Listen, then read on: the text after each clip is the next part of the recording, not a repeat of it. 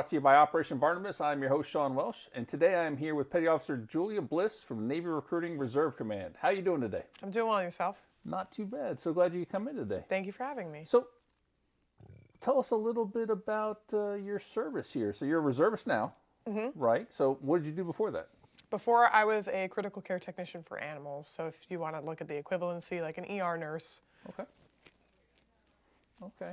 Now, was that in the service or was that out of the service? Outside of the service. Okay, so you told me before we started here, you did a little Army time too. I did. Tell us about that. I did. I was a wheeled vehicle mechanic for 6 years. Nice. I ran the motor pool for a little while, and then I got out in 2017. Okay. And then decided that the Navy Reserves is where you need to be. How did that transition Well, happen? I really decided that I was done with the military, and I knew what I was doing, and I had all the tools that I needed to be successful in the civilian sector. Okay. And then I quickly learned that I was wrong. And my husband is an active duty rescue swimmer in the Navy. Awesome. So to make it easier, we decided, hey, let me try to dabble in the Navy so that we can be co-located together and all the good stuff of being in the same branch. It's funny because the office that I enlisted in is the office that I currently work in. Okay. So we were at the gym on base. I said, hey, drop me off at the recruiting station. I need to get back in. I miss everything about having my brothers and sisters, the camaraderie, the benefits, everything about it I missed. So he dropped me off, and 2 months later, I was in the Navy Reserves. All right, so now you're a recruiter for the reserves. I am. All right, so are you just focused here in the Jacksonville area? How far out do you guys look in this office? So my area of responsibility is Jacksonville, Florida. Okay. However, my division handles Kings Bay, Georgia, up to Savannah, and all the way down to Orlando. Okay. So we do have people that can help in those areas, but I specifically do Jacksonville. Okay. Is it recruiting all day, every day, or are you involved? What do you guys do in the community to help, spread the word of the Navy? So we do some community service. We work with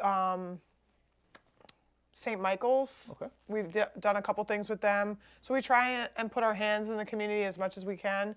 I would say 85% is recruiting and the other is community involvement.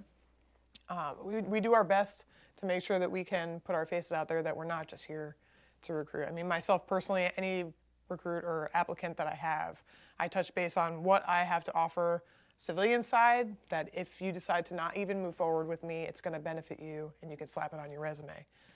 So that's just a key component that I believe is important in recruiting. It can't just be all about what I want. Right. What do you want? How can I help you outside of my mission?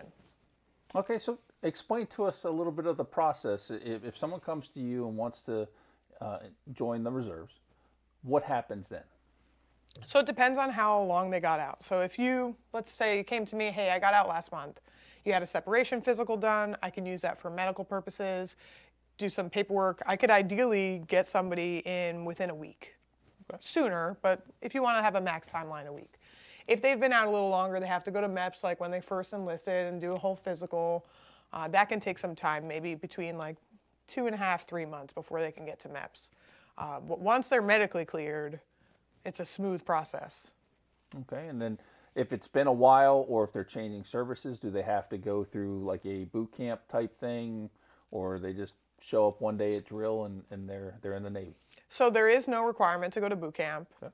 The big thing to consider is how long they've been out, because there can be rank reductions, but for the most part, when you're at the 6-year mark, anything under that, you keep your current rank. Okay. But there are other programs, so let's say, for example, you decided to get out and become a police officer, and you've been a police officer and a supervisor for the last 6 years. I can use your civilian experience to get you back in and put you as an E6. Okay. All right. Good deal. So for those that are even contemplating it, why should someone join the reserves? I think when everybody enlisted in the service, we had some purpose, right? Whether it be I want to have education benefits or medical benefits or even just the act of service for country, right? I know active duty is such a different component from the reserves, and I understand being on active duty can kind of prohibit your, you want to say, lifestyle or dreams. The reserves can balance all of that. You can handle whatever you want civilian side and then still be able to have those benefits that you're used to in your back pocket. Nice. While doing everything you want to do. All right. So it's a great way to get that camaraderie back, be a part of the military, giving back to your community and your country, and then also have some of those benefits there that you may have given up. Sure. I mean, the big thing too, most people don't remember their pension, right? They think once you're off active duty, I'm not eligible for a pension, but you can retire as an E5 in the reserves as long as you make to 20 years. 20 years is 20 years no matter how you mash it up. You did 10 years active duty time, 10 years reserve time, you can retire at that 20-year mark.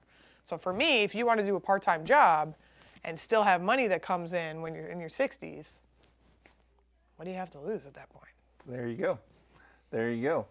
Well, I want to thank everybody for tuning in today to 5 Minute Salute. This has been Petty Officer Julia Bliss talking about Navy Reserve recruiting. Amazing opportunities for those who want to continue their service to their country. Please tune in next time, and thank you for joining us today.